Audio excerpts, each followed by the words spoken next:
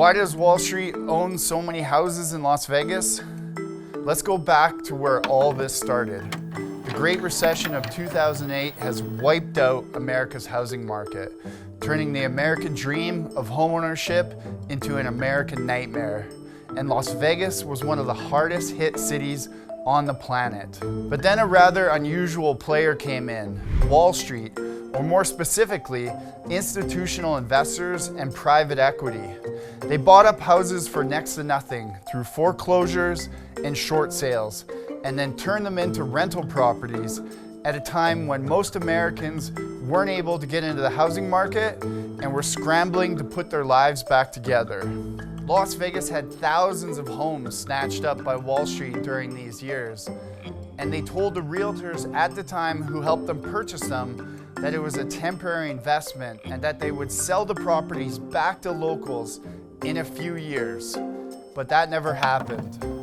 Fast forward to 2025, and Wall Street has turned housing into a great return for its investors. Buy homes, outbid locals and first-time home buyers, and then in turn rent them out to these same people using AI and computer software to make as much profit as possible in return. Companies like Invitation Homes, Progress Residential, and American Homes for Rent, who all own thousands of houses in the Las Vegas Valley. This is the story of our housing market, much like multiple cities across the US. A UNLV study done in 2023 estimated 15% of all the homes in the valley were owned by corporate investors, and as much as 25% in North Las Vegas alone. Now that number has surely risen since then, and anecdotally, some housing experts in the valley think close to a third of Las Vegas's housing stock is either directly or indirectly controlled by Wall Street and out-of-state influence. One study found that investors have purchased more than 131,000 homes in Las Vegas since 2000. The end result?